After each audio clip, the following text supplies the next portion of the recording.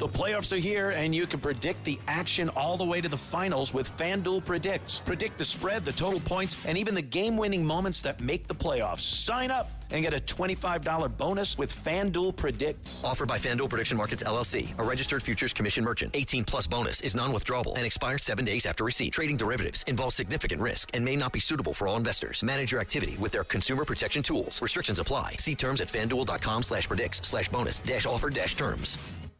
Excuse me! Taxi! Come on, what are you doing? This is the 77 WABC minicast. Andrew Giuliani, our friend, the son of the mayor, is busy running the World Cup. This great big soccer match is coming very, very fast. Very fast. And it's going to give me a lot of free time. I don't care for that soccer stuff. It's the what do you call it? The field is too big. It's a great big game that chase the ball for 3 hours, and I can't tell the teams apart half the time, and I just have no interest. Sorry. But I want it to be a big, successful event. And let's see here. Congo must isolate or risk the World Cup becoming destroyed because of the Ebola outbreak. Did you know about this? Well, sounds like he knows what he's doing. They did a huge story about Andrew Giuliani. You know, Andrew became famous when he was 8 years old, standing by his dad during that inauguration. People still remember the Chris Farley skit or whatever. That's probably, I'm sure he's kind of annoyed with that by now.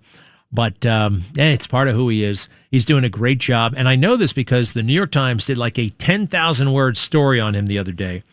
And the New York Times did not want to write a nice story about Andrew Giuliani, and they didn't. However, it wasn't awful. It was not an awful story, right? What happened was they said we talked to Andrew Giuliani for 85 minutes. They had an 85-minute interview with Andrew Giuliani. Now, if you spend any kind of time with Andrew Giuliani, you're going to know a couple of things. He's thoughtful and smart, all right? And he's nice. He's a pleasing kind of, personality. You like him.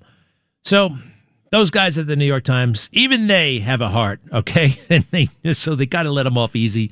And their editors probably were very, very upset, but good for him. All right, do me a favor. I want to go back to this John Thune character.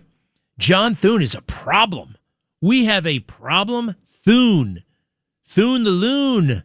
Oh, something else, just before I go on. If anybody tells me about PTSD again, I'm going to lose it. I am going to lose it. I am going to go PTSD crazy.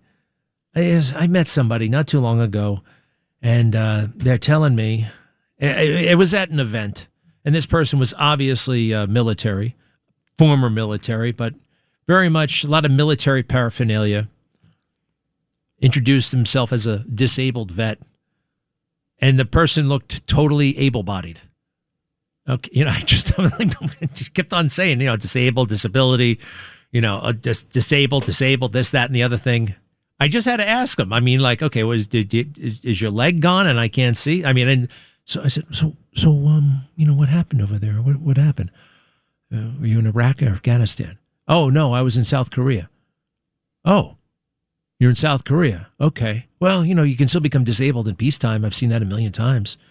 You fall asleep in the wrong spot. A tank runs over your leg. It happens. People are killed all the time in peaceful operations. I know. Well, 4 pretty guys. I was in about 4 years in the military. Maybe it was even 2.5 years. There were 4 plane crashes, like right next to me, right on the flight schedule with me. These guys went down hard, and 4 guys died in 4 different plane crashes in just about 25 months or so. Anyway, you know what this person said? PTSD.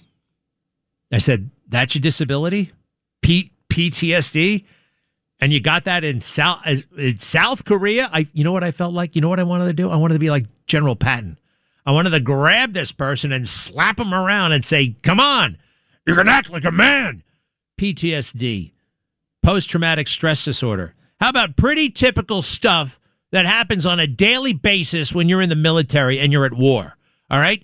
Pretty, typical. S, stress, stuff. Stuff. I don't want to call it stress. Stuff that happens on a daily basis when you're in war. Okay? PTSD, post-traumatic stress disorder. No, pretty typical stuff that happens on a daily basis when you're in war. Now, speaking of that, some horrible things do happen in war. And you know what? People get depressed. People have bad memories. People make mistakes. But if we go around calling it PTSD, and you can actually profit from it, and you can have a future that way, that's very counterproductive. It's counterproductive for the person, it's counterproductive for the military, and it's counterproductive for America. Because everybody has gone through some sort of stress at one point or another. You know what I mean? Okay. Oh, I want to do this. President Trump at Arlington National Cemetery. Yeah, he loves this. He loves this. He's so good, by the way, at the ceremony. That is, it's great. He's always fantastic, actually. Especially, and when I hear these messages, I see guys who can, I see leadership that will appeal to everybody in the best possible way. I always said that President Trump, when I first heard him speak in 2015 after he came down that escalator, that he could be a president like no other, or like that we haven't seen in 40 or 50 years, a president who could win 49, 50 states. I could see that. I still think he won't be up for re-election, but I think there will be a moment. I don't know when, I don't know how, but I feel it. Can we go back to that sissy John Thune, though? Okay, this is what he's got to deal with. You heard that. Civilization versus barbarism. And listen to this guy. Take the side of the barbarism. He's okay with the barbarism. It's beautiful, right? Oh, George Floyd. Oh, don't point out that he was a drug addict criminal who threatened a pregnant woman with a knife, saying, "Give me the money, give me the drugs, or I'm going to kill your baby." He did that. St. George Floyd did all that stuff. Oh, yeah, he did. Oh, yeah, clean your ears. Go ahead, okay? Pick it up.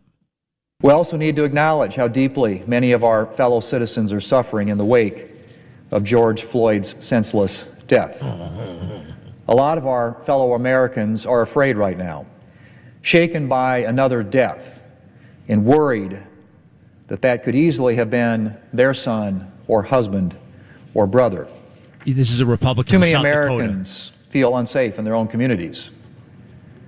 And we need to listen to them with humility, to listen to those whose experience of America has often been very different from many of ours. Stop.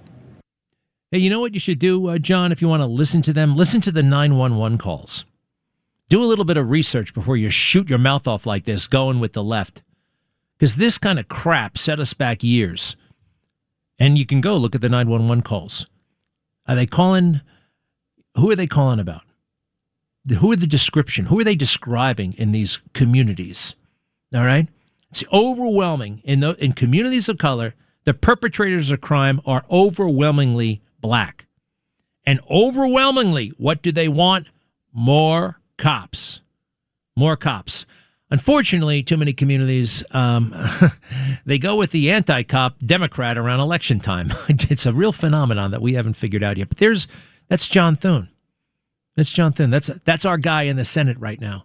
This is the guy who is actually okay with, doesn't want the SAVE Act passed. He's sticking it to President Trump in big ways and small. And it's not any better with Mitch McConnell.